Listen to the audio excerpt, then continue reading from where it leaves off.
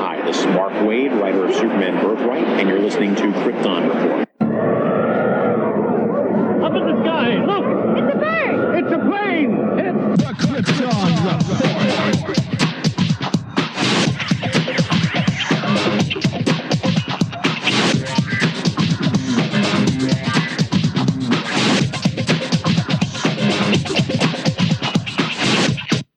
Host Tyler, and welcome to Krypton Report, a podcast dedicated to all things Superman, Supergirl. We're going to look at the Supergirl TV series as well as the Krypton TV series, anything that has to do with the characters in their world. Comics, movies, TV shows. We will talk about everything and anything. We are part of the Southgate Media Group podcasting network. You can find us on Instagram, Twitter, Facebook at Krypton Report. You can also email us at kryptonreportpod@gmail.com. If you get a chance to go over to iTunes, Apple Podcast, please leave us a review to help us get better. You can find me personal at JTYPatrick on Twitter and everything else. You can buy a Krypton Report t-shirt at tpublic.com. Check it out. They have all sizes, colors, styles of shirts. Just go to tpublic.com and search Krypton Report and you'll see our logo. And every time you buy a shirt, it helps support other podcasts from southgatemedia.com. Thank you. Enjoy the show. Hello, and welcome to the Krypton Report. I am your Superman Red, James Cole. And with me today is your host, as always, our Superman Blue, Tyler Patrick. That's right. I'm here. How you doing? I'm feeling under the weather. We've been moving the past few days, and we wanted to record because we had to keep rescheduling. So we're going to do our news, and James is going to lead today. So take it away, James. All right. Well, we've had a number of issues come up, number of news items come up. The one thing I want to start off with first. How do you feel? You know, Teen Titans Go. Yep. Yes, Teen Titans Go. They had cast some members of the Justice League, but they cast Superman, and it's going to be Nicolas Cage. I'm happy for him. He'll finally get to play Superman in some way. And I guess right. With as crazy as Nicolas Cage is, Teen Titans Go is the best platform for him to do this. Yeah, I'm very interested. With his personality, it certainly matches. I didn't really have a desire to see that movie, but now I do. Right? Yeah, that actually does help. I was going to take my kids to see it. They like Teen Titans Go. It has its moments. It's extremely meta, but what are you going to do? It's very referential. Yeah. They reference everything having to do with DC, and they're able to make fun of it. It has its moments. Nicolas Cage was going to be Superman in Tim Burton's Superman Lives, which they have actually done a documentary about. Which one day we're gonna review that. It's on the schedule at some point. We'll get there. Well, I actually still have to see that. Exactly. I think what you do is I either need to come visit you or you guys need to come here now that we have this guest room that we're fixing up, and we can just watch it. Oh, excellent. Yeah. That's definitely a good reason for a trip. Exactly. It's only 2.5 hours to Columbus, so that's not too bad. It's not too bad. In the grand scheme of, I think it took me 3.5 to get to Phil, so beating Phil. Yeah. In closeness. Yeah. There you go. All right. So, next thing we got here, movie-wise, Kristen Wiig. She has now, we talked before that she was in talks to be Cheetah for Wonder Woman 2. And she has now been officially cast as Cheetah in Wonder Woman 2. I'm okay with it. I mean, I've never seen anything I've really liked her in. Like, she was okay, funny and stuff, but there's never anything where I'm like, I really like Kristen Wiig in that. And I've seen some of her other non-comedy stuff and more indie films. But I'm just like, whatever. We'll give it a shot. You know what I'm saying? I'll give her a shot. Yeah. Cheetah's not a character. It's not a character that I'm like, oh my gosh, if they screw this up, I'll be forever scarred. I'm like, Oh yeah, they pretty much have a clean slate with the character. I mean, I'm kind of in the similar boat, with Kristen Wiig. I mean, nothing she's done has been like, oh wow, like standout. I know who she is. She's had some leading roles, but there's nothing I've hated her in either. So, clean slate for the character and an actress with some experience. Yeah, I'm interested. Lots of. At first, I was thinking like, man, I hope they do some practical effects on her. That would be really cool. They'll probably do majority performance capture. And I think, like, as we record this, people, Krypton is premiering. And we just don't have cable, so we'll talk about it tomorrow. But yes, when we can stream it. Brainiac, is makeup on Krypton. And it looks really cool. And then I think about, like, Planet of the Apes, how that mocap looks on the apes. So, right. I got my hopes up, I just want it to look good. I'm at a point. Yeah. I'm getting. Absolutely. I'm getting burned out on CG. Because I feel like it's getting used for everything to where I'm like, I feel like I'm watching animation sometimes more than I'm watching. All these big. Yeah. Right. All these big villains, they're all CG. I hope there's a good deal of practical, obviously with, her being a strong physical opponent as well against Wonder Woman. There's going to be quite a bit of CGI, when it comes to the action, but I hope a good bit of, the physical performance comes through, that it's not a Ciarán Hinds Steppenwolf scenario where she doesn't even have to be on set. Yeah, exactly. With the cheetah, like they should use her face.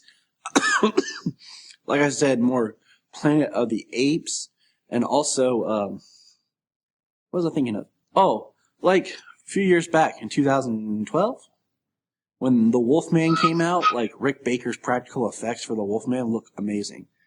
I love when CG, you don't realize it's CG, but sometimes they just, instead of using CG to fill in the gaps, they do it too much. Like, I didn't realize for the longest time that all of Zod's armor and all of Jor-El's armor in Man of Steel was CG. Right. Well, that's actually partly how they did Iron Man early on. Yeah. The Iron Man early on was there was some kind of suit and they used the CG to fill in the gaps. It was still wore something. He got less and less. Yeah, to the point where Robert Downey Jr. doesn't even have to be on set to film Iron Man stuff. Side note, that's why I say he could do this for the rest of his life. Just write a storyline where Tony's stuck in the suit and he can't get out. And then all I have to do is one day Robert Downey comes in, shoots in front of a green screen for the black, and does all of his lines like a voiceover, and he's done. Anyway. Right. The only last thing with Cheetah is, I'm not too familiar with the character. I've seen a couple of designs. The Alex Ross design is pretty cool. Yeah. I really liked recently when they did the Rebirth Wonder Woman, how Wonder Woman came out every 2 weeks, but like week 1 was a current story, and then like week 2 was a flashback story. And they kept alternating like that, and they told a really good Cheetah story in there. So if you get a chance to check out Rebirth Wonder Woman, to kind of get your hands wet on the more recent incarnation of Cheetah. Excellent. It's on the list. And then just the Wonder Woman, they've got, they're supposed to be starting to film in the UK in late May. Apparently there's going to be some possible shooting in the US, probably around DC and Langley. That would make sense. In Virginia. That would make sense. But I'm very curious about how, because technically Wonder Woman's supposed to be more in the shadows. So however she does this, it's going to be not a big thing, Yeah, I kind of wonder if it's still going to be more like Black Ops, if perhaps the Steve Trevor, I guess, of the supposed 80s is when the movie's supposed to take place at this point, or is what we've heard that, he's still like Black Ops kind of thing, that she's, working with maybe an early Argus type deal. I'm curious. I'll give it the benefit of the doubt, Let's do something cool with it. Yeah. While we're talking about all movies, right. Here's one. No, you go ahead. I'm too tired. You lead. Yeah. Okay. Well, the Shazam logo was just released recently. It looks sweet. So what do you think? I think it looks pretty cool. I'm pulling it up right now. It's on my phone here. It's nothing too over the top. It's just right, I think, for Shazam. Ed, Big Z. Yeah, and it's got the lightning bolt behind it. Big Z on the lightning bolt. And then it's got the exclamation point and says 2019 only in theaters. So I think it looks cool. The one thing, yeah, me too. The one thing about Shazam is I don't care if it's the main villain. Nope, don't mind. Just I really would like to see, even if it's a post-credit scene, The Rock as Black Adam. Yeah, that would be good. I mean, even as a post-credit scene, it could just be a stinger from possibly the past. Exactly. Just something where we at least get to see him in costume as the character before, like, he never does it. Kind of like we don't know what's going to happen with Deathstroke Joe Manganiello, but at least we got that one scene. Yeah, exactly.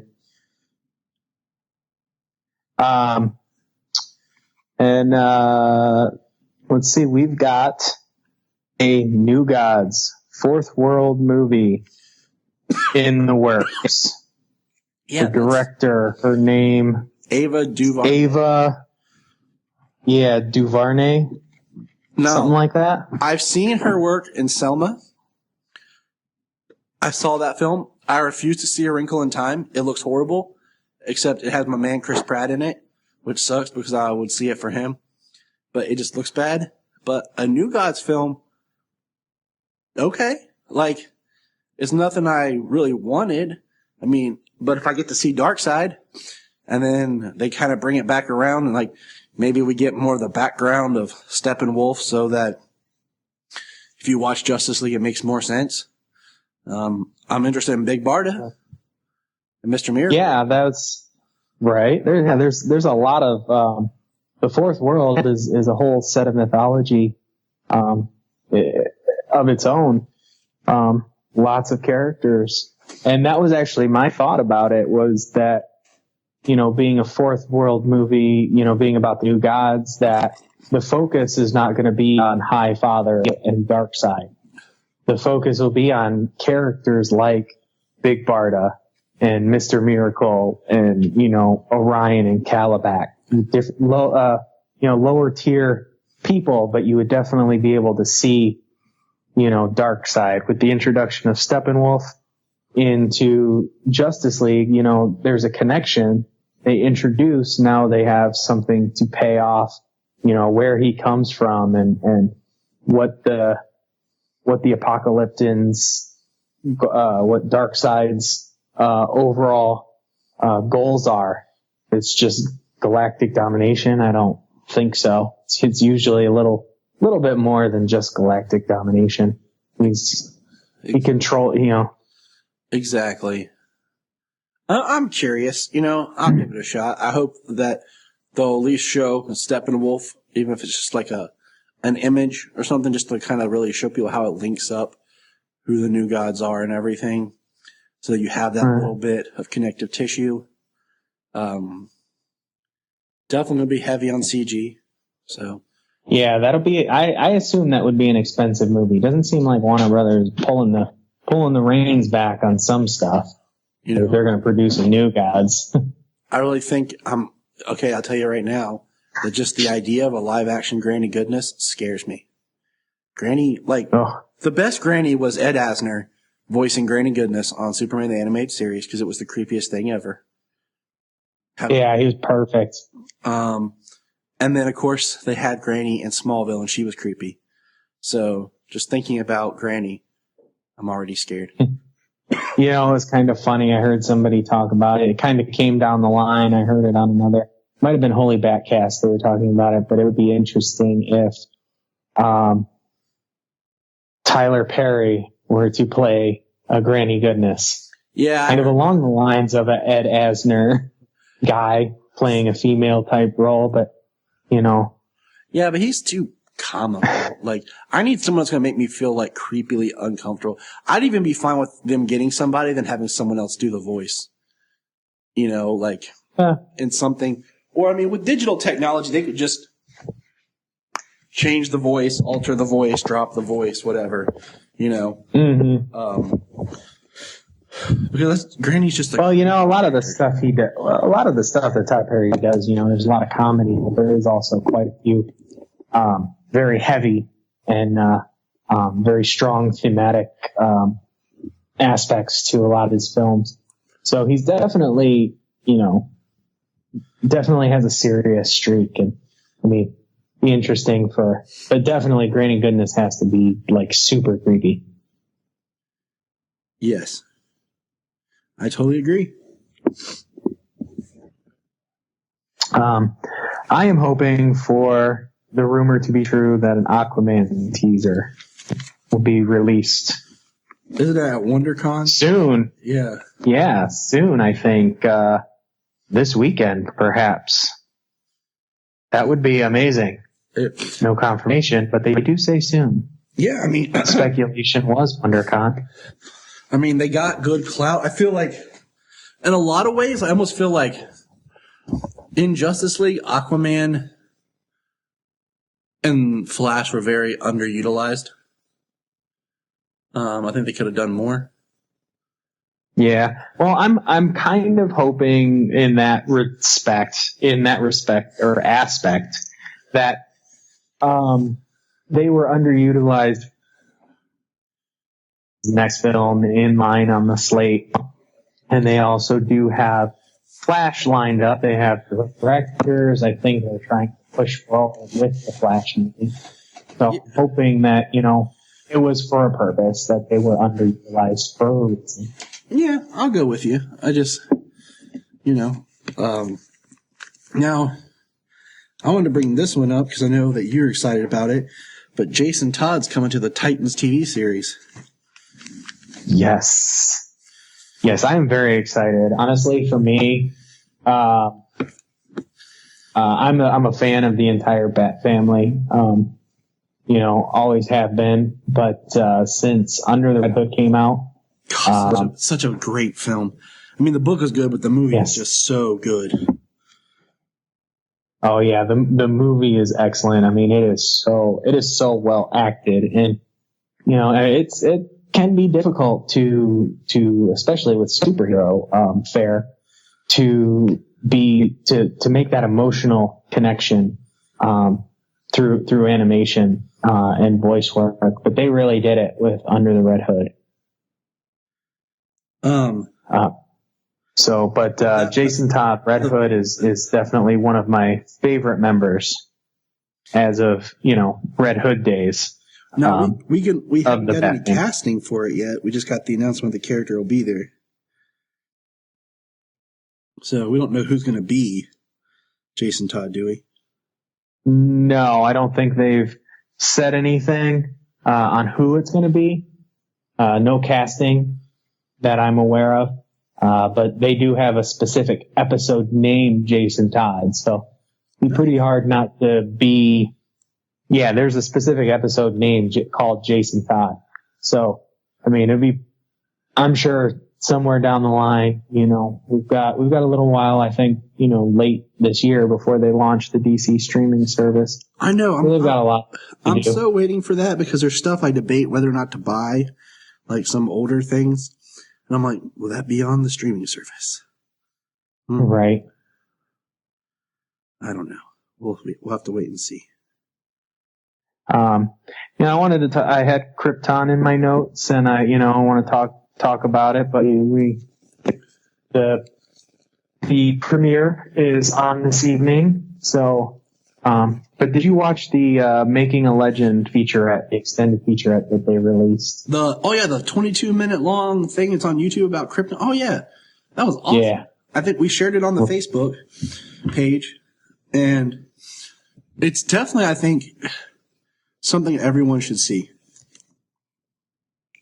Oh yeah. A lot of history about Superman in it as well, but they also talk a lot about the show, how they bring in that it's not really, say what it was meant to be early on as a prequel to Man of Steel, but they use many aspects from various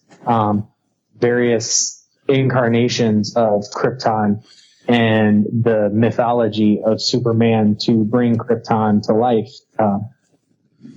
History from the comics, history from different movies and television shows. I from what they say, it's a pretty good amalgam to really bring the world of Krypton to life. I'm excited, because I think as much as I love the crystals and everything like that, there's been different versions, and I liked a lot of what I saw in Man of Steel. I kind of wanted to see more. So I'm really interested in Krypton, the series. Oh, absolutely. All right, here. Yeah, well, from my understanding, the early descriptions of Krypton back in like in the early days of Superman, the early descriptions of Krypton were much more rugged and harsh, like the version Man of Steel was, not the 78 clean white Donner Krypton. Yeah, and I kind of wonder where that originated from. I need to research that now that I think about it. I've never really thought about it more. All right, hold on. We're going to pull up this real quick. We'll do this. We don't have to. All right. Years ago, back in 2007, I want to say. Yeah, that sounds right. For some reason, DC was going to do a Justice League movie, roughly titled Justice League Mortal, that had nothing to do with, at the time we had Batman Begins in 2005 and Superman Returns in 2006. They were going to do a separate movie with all the Justice League characters. So, a while back we got to look at the actress who was playing Wonder Woman. They released her back in 2015. They actually released her costume photo. And we just got our first look at DJ Katrona, which I only know him from more recently, where he played one of the Gecko brothers on From Dusk Till Dawn, the TV series. Oh, never seen it. But yeah, we got to see his Superman outfit. And it's very blue. Yes, very, very blue. Blue all the way down from the shoulders to the boots. He's got a couple of red lines on his boots. At the foot He's of got his a gold boots. belt in the middle. Yeah, at the foot of his boots, like the sole. And, he's got it's not a bad costume. I think the area where he would have the trunks, where it looks almost like he's wearing blue trunks. Yeah, in the photo they released, it does. And it makes me wonder if this was just like a costume test on the design, like it wasn't the last official, hey, we're going to shoot tomorrow costume. But I actually like the boots. It's very almost Rebirth if it had the red at the top. Mm-hmm. But I don't. And then the like design on the shoulders. Yeah, I don't like. And the S, the way the red comes over, that's almost reminiscent of Injustice. And I mean, I waited at first before talking to you about this because I want to make sure it was official, but I guess it was. So. Yeah. But yeah, I mean, it's definitely, it's kind of up there with, did you ever see the Superman, flyby costume?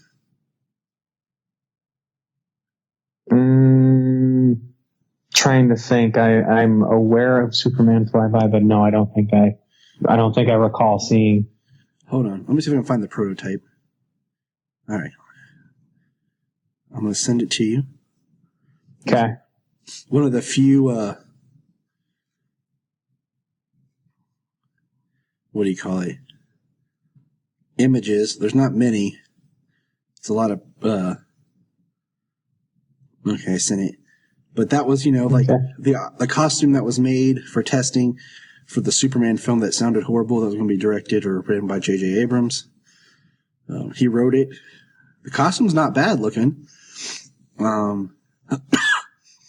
But what's funny is both Brandon Routh and Henry Cavill auditioned for Superman Flyby.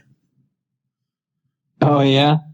There's a picture of them. Oh, that's not too bad, actually. It's not too bad. It just, the costume would have worked, I think, better than what we got with Brandon Routh, but even there, you can tell they were starting to hey, let's lose the trunks. But yeah, they kind of made them subtle. But yeah, I mean, that's something that they've been trying to get rid of, it seems like, in live action for a little bit. And, but they're bringing it back in the comics, apparently. So. And speaking of comics, we have some other variant covers released. Yep. Or at least one, right? No, we got one, 2, 3. We got 3. 3? I can think of 2 offhand. I'll send you all 3 that I have. But, all right. Okay, well, I know the one is the Dan Jurgens,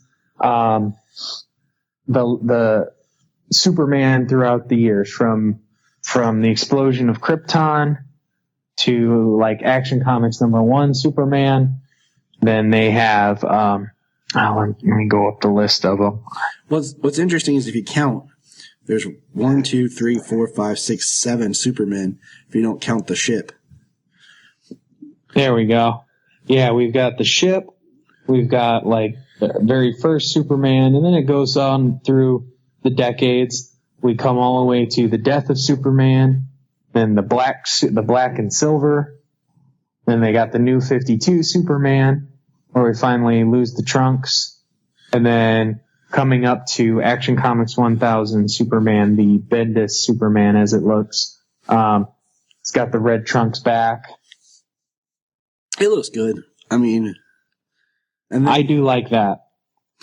Okay, so we're talking about the coming back Superman. There's the cover where it looks like he's beating up the Lex suit. I can't remember who drew it, but it looks intense. Yes. Is that what it is? A Lex suit? I thought it might have been a giant Brainiac android or something. It might be. It's some sort of machine. Yes.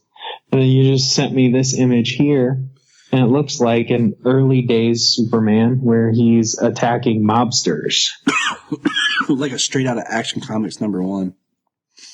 Yeah. I love where it. he was fighting criminals of the day. Not supervillains, just criminals. I do. That looks really good. It's updated. The artistic style is very new, but the suit is definitely very classic, plus the atmosphere of fighting mobsters with Tommy guns. And then the last thing for comics is DC's releasing Black Label, and we have a poster for Frank Miller and John Romita Jr. doing a Superman Year 1. It's just kind of Clark in the sky with his glasses falling. Mm-hmm. So I don't really know much about this Black Label, but what are your thoughts on Frank Miller? Well, I mean, Black Label, I don't know about, I mean, just some kind of out of continuity stories for different characters. But Frank Miller, I've enjoyed a lot of what Frank Miller has written over the years, and he has gotten the stigma over the years that he doesn't like Superman. And I think he wanted to do this. He wanted to write a Superman, show that he does care about the character. He could be very. He definitely has his own way of writing. Yes. Evident with Batman Year 1, The Dark Knight Returns. Strikes Again. I haven't read The Master Race yet. Me neither. I feel like He Frank definitely Miller, has specific. he really worked in a darker time. Like, did you ever read Batman, All-Star Batman, Robin the Boy Wonder? I heard that was good. I have not. It's weird, like, because there's parts that are good and there's parts that are just crazy. And I feel like Frank Miller's dark take on I things heard that as well. just, it doesn't resonate as well nowadays as it used to. I think Right. the period of the ultraviolet 80s worked great, but now we don't want that. And I think that's some things that people had a hard time with Batman v Superman is, I mean, so much of Batman in that is straight up a Frank Miller Batman. But people who don't read the comics don't know that, and they had a problem with it. Yeah, people only know Christian Bale. That's the newest Batman. You know, I mean, before Keaton, only people knew Adam West, and they thought Batman was a joke. You know, now even people who like Bale think Keaton was a joke. You know, as dark as Tim Burton's films were. So, you know, the characters all lend themselves to so many various voices. You know, so many various takes on the characters. You know, as long as a certain spirit stays alive with the character.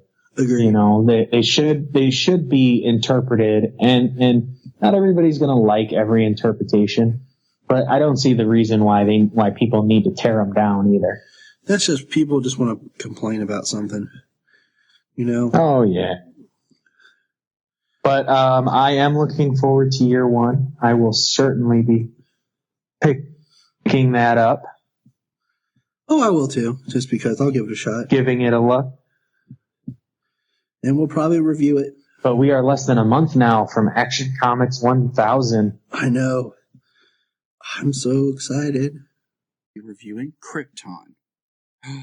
Yes. And I have with me, as always now, since Jania's busy, the Superman Red, Mr. James Cole. Welcome, James. Hey, how's it going? It's going well. Happy to be filling in. So when we started this podcast, we were first the last daughter of Krypton because it was going to be more Supergirl focused, and then we wanted to retool it and make it about everything Superman, Supergirl, and we chose Krypton Report because they had also announced the Krypton series. Now, if memory serves me correct, they had talked a little bit Krypton after Man of Steel, so that's back in 2013, and then they had talked more about it in the fall of 2014, which was when, Gotham premiered, and still no Krypton. And then Supergirl's come and is on season 3 now, still no Krypton. Then Krypton was supposed to premiere in the fall of 2017, because I have the teaser trailer they released that says 2017. And then no, and now here we are, spring of 2018, and we finally have Krypton. Now, one thing we're going to talk about during this is when the show was originally conceived, it was going to be more prequel to Man of Steel. And I feel like what we're getting is this beautiful kind of hybrid of Man of Steel Krypton, some Richard Donner Krypton, some comic book Krypton. So a very kind of nice amalgam of the Kryptons that we've seen in other works. What do you think? Well, yeah, exactly that. An amalgam of everything Krypton. Almost the only stories of Krypton is about its destruction. So to see life on Krypton, it's really cool. A lot of the set designs are quite reminiscent of Man of Steel. Lots of the curvy rooms and the darker, grittier tone. Yeah. Which, from what I have read, what I've come about is that, the Krypton from Man of Steel is more, is more in line with the original ideas of what Krypton was, of more of a harsh environment, not the crystalline clean, everything straight like Donner had come up with. Now, when I'm working backwards here. I'm trying to realize, I was thinking, when did that first appear? Was that first appeared in the comics? And I haven't done as much research as I would like to have, because it feels like once Superman the movie hit with that's the imagery we've got. In the comics, it adapted to it. I mean, every live action version of Superman up until Man of Steel, but even Supergirl kind of took some aspects from that world, had been very much in line with that kind of imagery. Oh, absolutely. Once Superman the movie, came out, that put Superman mainstream, and, everybody's idea of Krypton and what it should be was crystals and like an ice planet and stuff like that. Which, I'll get to that as soon as we start. So let's go ahead and start. In on the episode. Let's start on the episode. Okay. Episode 1. All right. Well, pilot. Yes. Pilot. Yes. The opening. I like the opening. Kind of a monologue to Kal-El. As talking to him in the future. But what I liked when I first saw it was that the planet seems to rotate and always face the same side. Like half of the planet was ice, and the other half of the planet was more sunny, more bright. It literally had a divide on the outlands and the cities. I didn't notice that, but that is a really cool observation that really plays into like what we were talking about like the amalgam of what we're looking at, with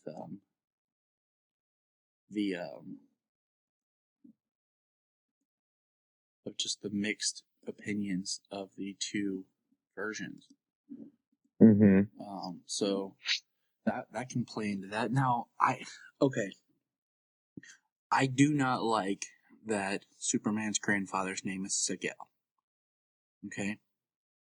Because if you say it too soon, too quick, it sounds like you're saying Sigel. And when I say that, I think of Jason Segel. Maybe it's a play off Siegel for, Siegel and Schuster. Oh, yeah. But the thing is, like, I thought Val-El was a really cool name. And then, like, if that was Jor-El's father, and then him naming his son Kal-El, keeping that A-L sound would have been cool, because this very much seems like it's a show about grandfathers and their grandsons. Yeah. Since Sigel's father didn't really play a huge role as much as they talk about Val. Because let's just talk, like, the opening is Val-El being on trial and losing his rank. Their coat of arms and everything was taken from them, and they were unranked. And I thought the idea of the class society like that was really interesting. Really seeing that there's like bottom level Kryptonians and then the hierarchy Kryptonians. Yeah, they definitely have a strict caste system. So in place. I really like seeing that. And, Val gets that taken away because, this is like supposedly 200 years roughly before Kal-El, and their timing's different. So, their timing of there's a issue about that too that I wanted to talk about when we got there. Okay.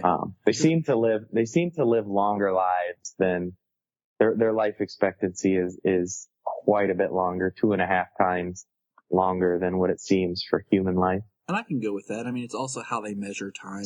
Ours is about rotation of the sun. just like on the other planets in our solar system, 1 year equivalent is longer or shorter, depending on. So that doesn't bother me. What one thing I rewatched, just out of curiosity, I rewatched Man of Steel to pick up just things from the Kryptonian like beginning, and then when Jor-El talks Krypton, he talked about that they were already exploring space before artificial population control, but he doesn't ever say that they found other life, which is interesting. Because, the whole purpose of this is Val saying that there's other life in space. And people are basically not believing, but they're all aligning themselves with the voice of Ra, this deity. And I'm not sure if they're thinking the one with the gold mask is like Ra or the voice of Ra, or if it's a prophet or something. But you have to align yourself with Ra, or... Yeah, he certainly seems like, at least like, I don't know, maybe like a Pope type figure. You know what I mean? The person who's, closest to Ra. And that's really the what I picked up from him too. Yeah, they definitely are, even for being a scientifically advanced society, they're still very holding on to their religious beliefs, that religion and science can coexist, at least there to a degree, seeing as they sentenced Val-El to death for treason. Now, I like everything you said up until Val-El's death and treason. The idea of things living together and everything. I thought that was, that can be very interesting. So, the beginning is Seg, which I'm just going to call him Seg because I feel like when I say Seg-El, it just doesn't sound as great together. So I'm like Seg. Well, that's what they call. Yeah, well, that's what they call everybody. They call Val, they call him Val-El, they just call him Val. Ter, she calls Ter-El, she just calls him Ter. And everybody calls Seg just that Seg. Well, also, they kind of, I wonder, did they, they were D-class, but were their last name, was it completely, taken away? Almost as if you're not ranked, you don't have a last name, like a family name. Right. I kind of wonder. Oh, a name, they lose the name, they lose the guild symbol. The father tells him that, being in possession of that symbol is against the law. So, they will wipe out everything: name, guild, house, the whole. Some scary stuff. But, alright, so I will say one thing. I wanted not to listen to any other opinions about this till we got to record. Mm-hmm. I did listen to my good friend Mr. Zach Moore from the Always Hold On to Smallville. Him and Lance talk about it. Oh, yeah. And what's funny is a lot of the things they were saying, I was sitting there listening like, oh my gosh, that's what I was thinking. So anything that I repeat can also be found on the review of the Always Hold On to Smallville, because I don't want people to think I'm stealing their ideas. But we cut to, was it 14 years, 14 cycles or whatever later, and it's 14 years later. Seg is fighting in the bar, and it kind of reminded me of Star Trek, Chris Pine, Jim Kirk scene. And they're hustling. We find out there's a curfew. Guards pick on him. And if you look at this, and you look at a 24-hour, or a 1-day time frame, everything Seg goes through. Let's see, I'm trying to remember. So he does that, and then his father, I thought this was going to play more into the plot, but his father left his medication, which I thought was interesting. Being the advanced society, I thought part of the artificial population control thing was wiping out diseases and things like that. But his father forgot his medication, and Seg was taking it to him, because his father worked for the guild, which is extremely degrading. Yeah. And we along the lines of disease and stuff there, you could still think that perhaps, ailments from age as opposed to just, sickness. True. Could be, Or it could be could be something. class system back to something in that, but because we haven't got into the extent yet of like what the artificial population control gets into, and we'll get there. But we see that someone has a bomb, which is like in their arm, and Seg sees it and like tackles the guy, and then, dude, I literally went, holy crap, when they shot the dude's arm up to get rid of the bomb. Yeah, that was pretty crazy. Like, I wonder how, like, advanced science or whatever, but yeah, no explanation as to why. I mean, like, he rolled up his sleeve and it's just Kryptonian, like, flashing on his arm, and yeah, he's down, they step on his arm and just blow it away. It was crazy.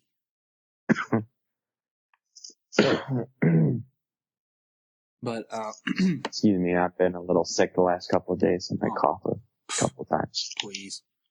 I'm talking to the boy who can't get rid of this cold because he lives in Ohio in the crappy weather. But then we find out that Seg is a genius, of course. It's a family thing for the science. And he can be reinstated in the guild, but he would be under a different name. Like, kind of like adopted. And I thought that was interesting because that, like, changes the idea of, like, the strict bloodlines. And he would be, Vex. And basically gets offered a daughter to marry, to bind with, to use their terminology. Mm-hmm. And then, keeping with their theme, we'll jump to the side plot in a second. Him and Cora, or no, not Cora. What is her name? Vex. I can't think. It's too late. Nyssa. That's Nyssa right. Vex. Which is interesting in its own right. They go and they prick their fingers and their blood in the machine, which is in the Genesis chamber. Another Man of Steel movie and comic book reference. And they see what their son would be, his life, and what he'd be molded for. And basically, their unborn child's entire life is played out right there in front of their eyes. Yeah, like shown him how he grows, the fact that he's going to be in the Lawmakers Guild, the fact that he's going to live for 173 cycles, like there is absolutely no choice in who or what he's there for. And so I found that extremely interesting because it's back to certain themes that we saw in Man of Steel. And, yeah. The interesting thing though, like just for Nyssa, like I'm kind of surprised that they went with Nyssa the way they spelled it with a Y. Yeah. Just because like Lyta Zod, who we'll get to, her name is spelled Lyta. I would have thought like maybe the Y, that her name would not be Nyssa, more like Nyssa or something. Yeah. Yeah, I totally agree because spelling is very. The choices you make in the spelling is very specific. Mm-hmm. But speaking of spelling, which I have most of it done. I went back and did the research, took screenshots of all the Kryptonian, like in the beginning when they go to where they open up on Kandor City, and it's spelled out in Kryptonian. And then it translates to English, but all that spelling is correct from, the comic books, letter for letter, Kandor City, 14 years later, the Military Guild, the Lawmakers Guild, and the Genesis Chamber. Plus, I'm even trying to translate like the bar name. Nice. So, I just want to, I want to do that. I want to put it up on the social media page for, just the accuracy, the time the level of detail they took to, develop the show, that it's not just Kryptonian symbols scattered all over for no reason, just to make it look like Krypton. Right, like they're not just randomly putting script up there. Mm-hmm. Oh, that's Krypton writing. Yeah. So, and that Krypton writing What itself, actually considering one thing real quick about the writing, you know, the S we've seen in Smallville is that's the Kryptonian S, which is actually the pentagram, and with the eight inside, the full symbol all the way around, which is it's like the 8 inside of the pentagram. That actually that's the actual S, that's the letter S, but their symbol, the house L symbol is an S. So their S is actually the 8 inside the pentagram, whereas the family crest is like our human S. So it actually makes a separation that, you know, S doesn't just mean S. yeah, like it kind of makes me mad, like the whole, it's not an S. Well, here it's an S. Well, that's only in the United States, English. Okay? Mm-hmm. Just kind of like, I don't know how familiar you are with Led Zeppelin. When they did their symbols, and there's one symbol that looked like the word Zoso, but it's a symbol, but everyone called it like the Zoso, but it's not supposed to be that. You know, it's just, and that's kind of what I think about, like, yeah, it looks like RS, but to them it's not an S. And I mean, we know that when Superman was first created, the S was for Superman, okay? Yeah. But they didn't want to make it tacky, and they over time made it the family symbol and hope. So it's adapted. But yeah, I mean, it's an alien language that they're writing. Just looking at different languages around the world, like the way things are written, sometimes isn't the way we think they would be pronounced because of our language. So that always annoys me. Mm-hmm.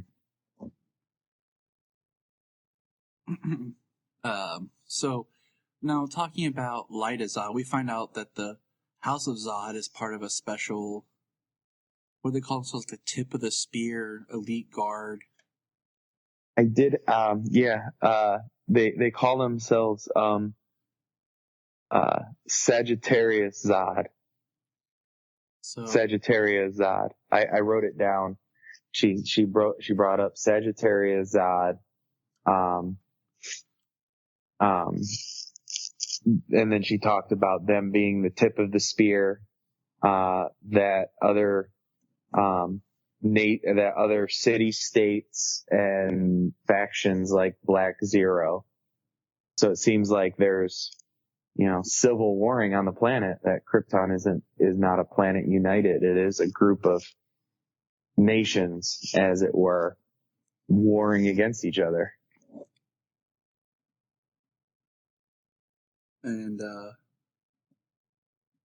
I thought that was interesting. And then we see that, I can't remember her name, but she's also referred to as Primus Zod at one point, because I think she's the leader of the House of Zod at the moment.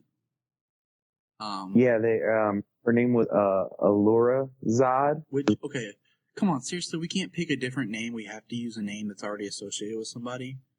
Like, we can't make more original names. Right. I seen an article that she's no longer supposed to be Allura Zod. That she's supposed to be Jaina Zod.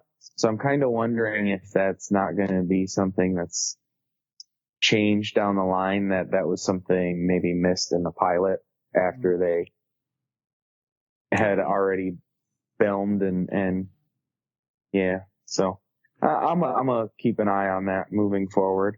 But she fights Lyta Zod and stabs her in the hand. Yeah, her mother, she stabbed a knife right through her hand. Which was crazy.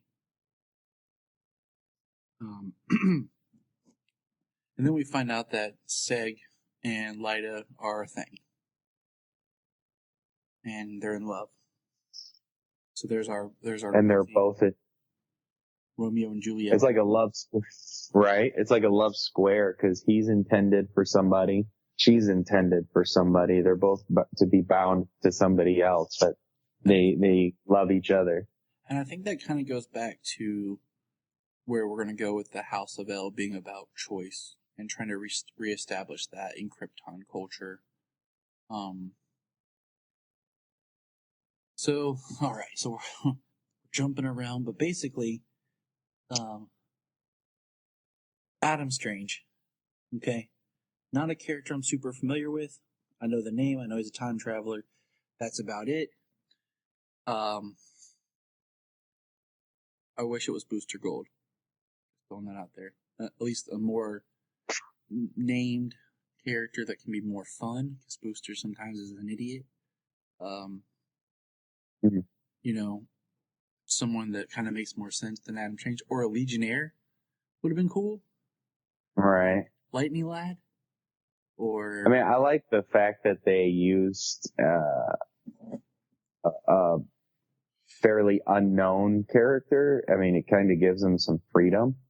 But I mean, like, to my knowledge, is Booster Gold most? I mean, I know he's all about the time travel and stuff like that, but does he travel? Is he a hero like among the cosmos? Because I know my limited knowledge on Adam Strange is that he's a hero not only through time but also across the galaxy for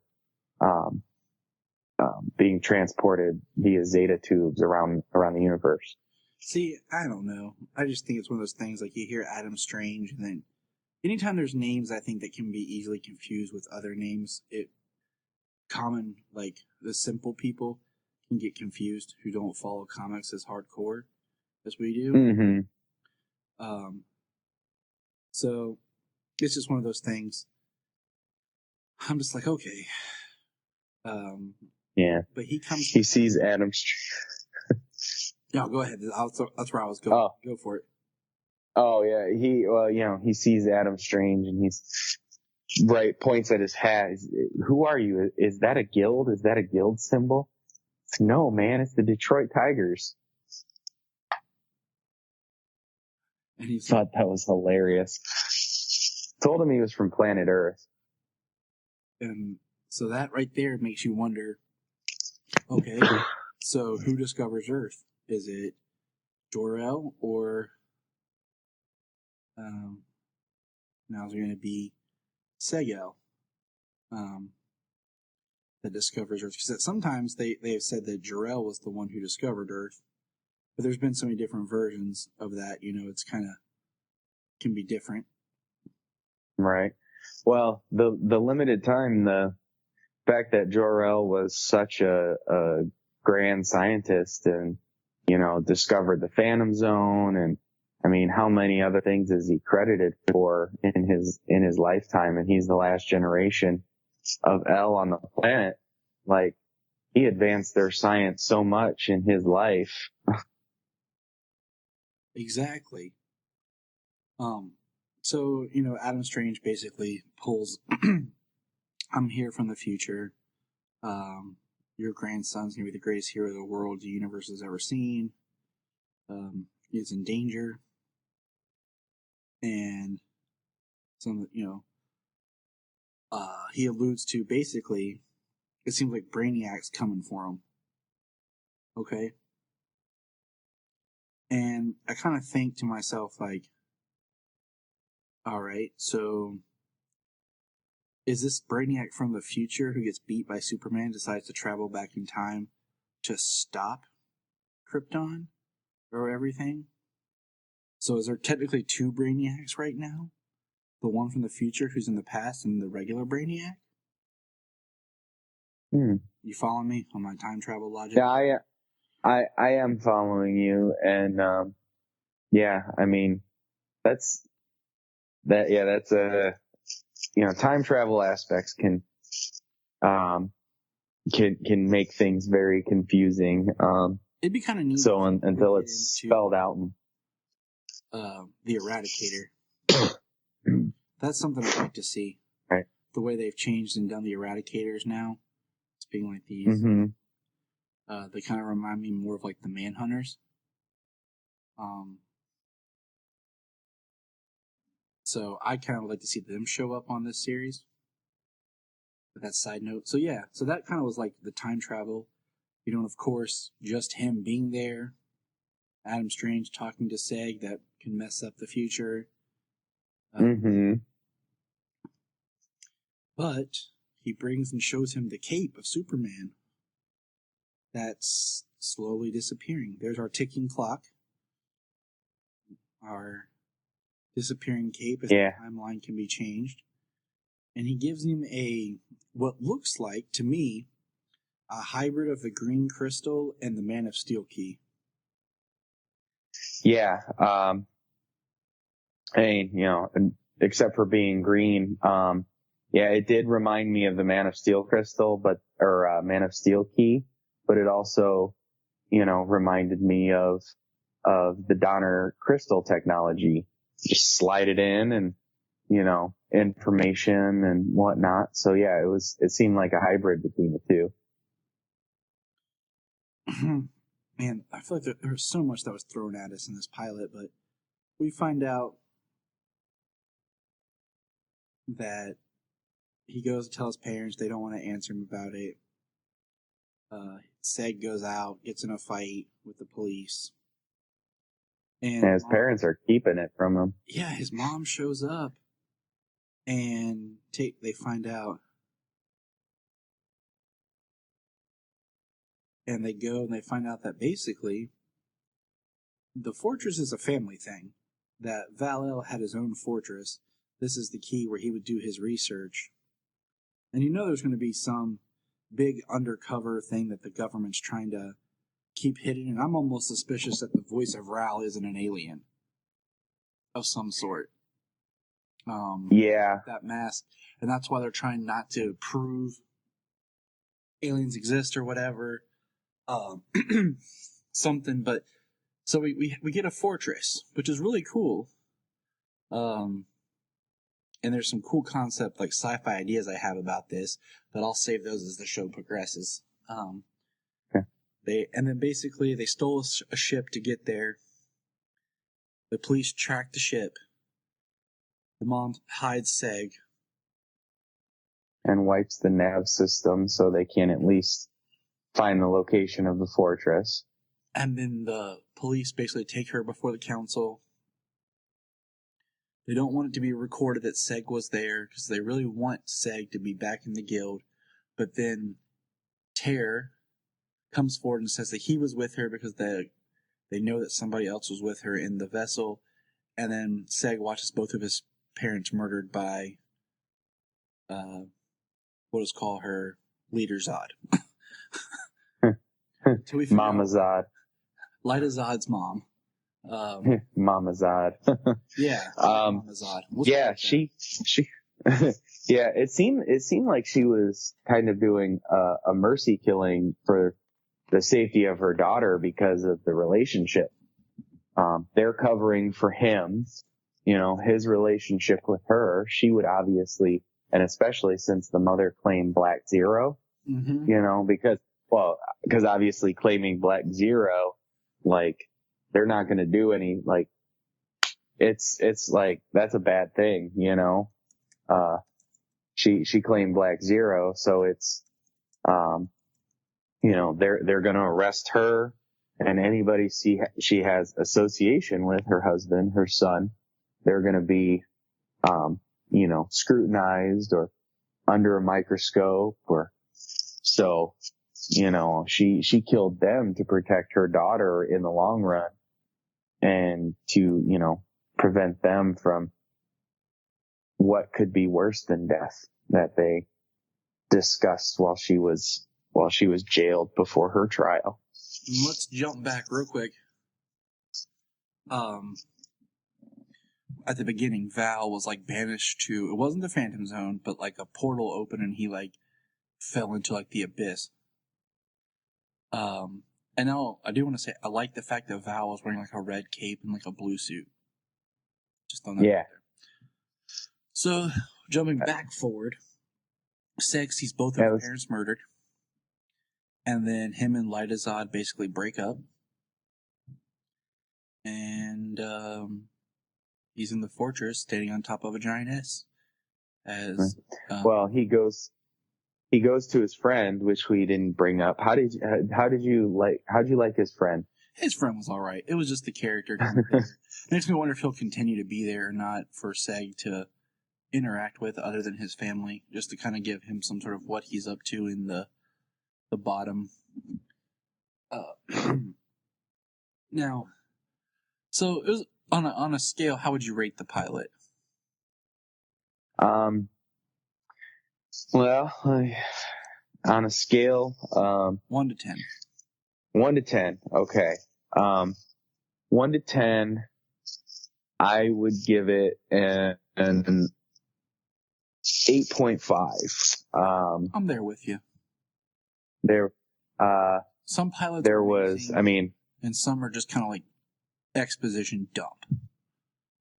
And I think this one falls in between. Yeah, it was definitely in between. There was some action. There was some world building, some character introductions. They've only got 10 episodes to unfold this story, and there's obviously quite a bit. Everybody's got an agenda. Seems like Nissa has an agenda. Obviously her father being the lawmaker, the voice of Rao. He's got a mask with 6 faces, 3 on the front and 3 on the back. Like the all-seeing, voice of Rao. And, the cinematography was really good. It's definitely the acting was. It's very epic. It's very cinematic. Yeah, very large in scale, but it draws you into the world. It seems like a real place. And like the one thing, like always Hold On to Smallville brought up was their dialect and how they talk, sure, they all sound British, but, they're all one dialect. They all come from the same area, the same region. So they all, have a similar dialect when they speak, but also, in Smallville, Julian Sands Jor-El tells Clark that,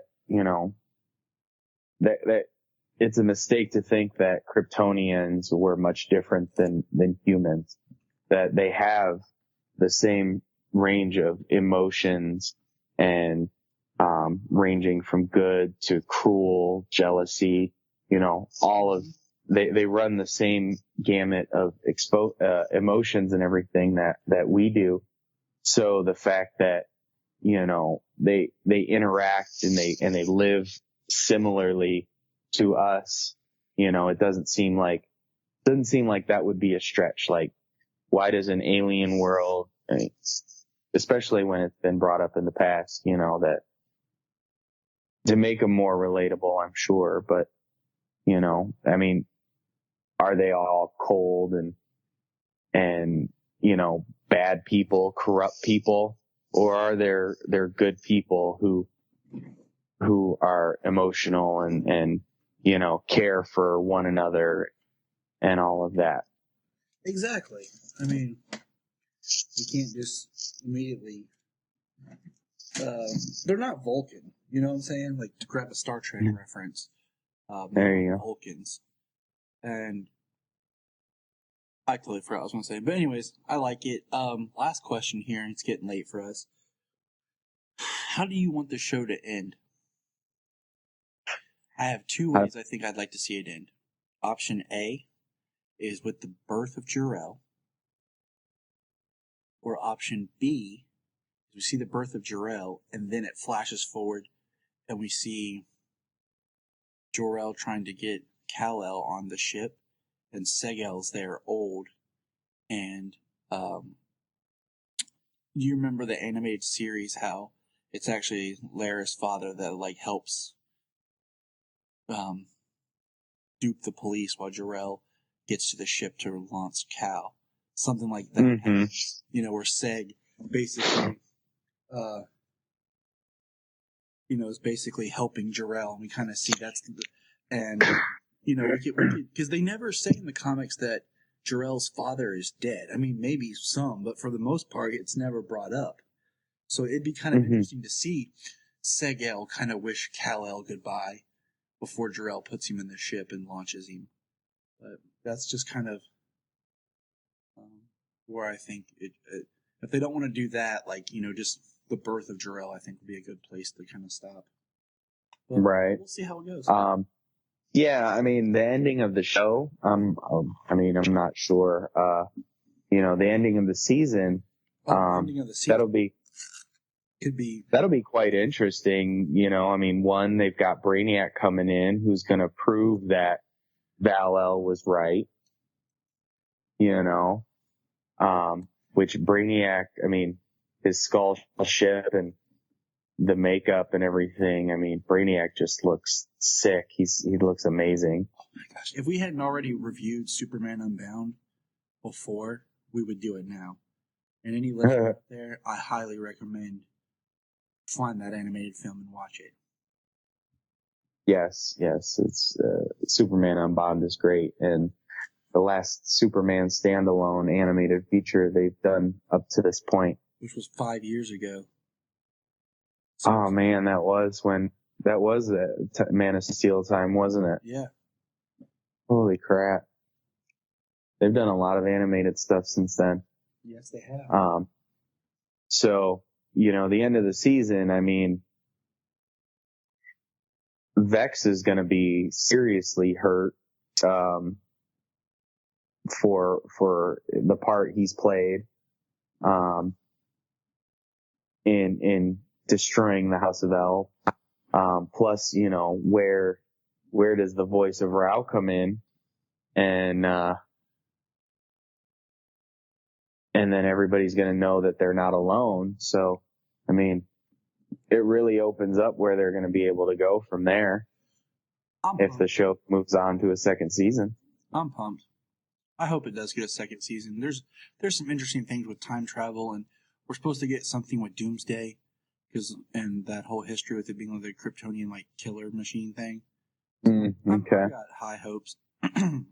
Well, apparently it brought the highest ratings for a premiere of a show in like 4 years on the Sci-Fi Channel. Because they haven't done anything of quality. Like, it's been recycled stuff or just junk, but that's another Sharknado. Yeah. I've never seen Sharknado. I've never seen any of them. And the second one, because my brother-in-law and sister-in-law loved them, so they made us watch the first one, so we had a big, like, family get-together to watch the second one. And I was like, okay, I'll do it for the family. And that was it. Well, I've never seen it, and I have not seen a lot of what Sci-Fi's done in a long time. Yes, so same here. This will, obviously for the show, but for the enjoyment of watching it. I enjoyed it. I enjoyed Krypton. You know, I may have thought of some similarities to other things after it was all said and done, but you know, watching the show, it had me engrossed and I enjoyed it the whole time I was watching it. I think it's hard to do sci-fi anymore that doesn't feel like something else. Right. That's so much great sci-fi, and I'm not even talking about just the main two with Star Trek and Star Wars. I mean, there's been a lot of other stuff too. I think that's come along that's just, it's hard to come up with something completely, you know, new and feels more fresh and original. So, yeah. Well, honestly, I mean, compared to a lot of stuff out there, I mean, Krypton is a whole lot more original, you know, being an amalgam of movies and comics and, you know, stuff from prior television shows. I mean, being able to meld all of that stuff together kind of makes it pretty original on its own. Yeah, you're right. So yeah, anything else you want to say out there, my good friend? Just that, I checked out the trailer for what's left in season 1 and, they put a couple of clips out there on the app, and I checked those out. So I'm looking forward to what's coming. Plus there's been many stories of Brainiac going to Krypton for his purpose, for his collecting purposes, having nothing to do with Superman. So I kind of like that better. I just like the idea of the destroyer of worlds, that his programming, like, it'd be even cool to get more in the origin of Brainiac if they wanted to. Mm-hmm. Right. Where he comes from. I'm actually wondering if the time travel aspect for Adam Strange, if he isn't completely wrong in the matter that Brainiac hasn't come back in time to stop the birth of Kal-El, or if this is just like one of the previously told stories that Brainiac did go to Krypton and, collected Kandor City and all of that, Did you ever read Convergence? No, not yet. Okay, so Convergence, slowly working my way through. We're introduced to a character called Telos, who's basically, if you think of Brainiac as Galactus, Telos is kind of like the Silver Surfer. Okay. That could be an interesting character to see show up. So, just throwing that out there. What's your thoughts? I think I remember some talk of that on The World's Finest a good while back. Oh yeah, me and Phil before it started, we started talking about what that could do and how if Convergence could reshape the New 52 at the time, and in the long run, it's because of Convergence. We got Rebirth. So, all right, well, thank you, James. Where can people find you online, buddy? I am James Cole III, III, on Facebook. You can find us on Instagram, Twitter, Facebook at Krypton Report. You can also email us at kryptonreportpod@gmail.com. If you get a chance to go over to iTunes, please leave us a review to help us get better. If you're an Amazon shopper, just remember you can go to southgatemediagroup.com. There's a portal, log into Amazon, and you'll shop into your account just regular, but it also helps keep all the podcasts on and helps keep Southgate running. Remember, look up in the sky.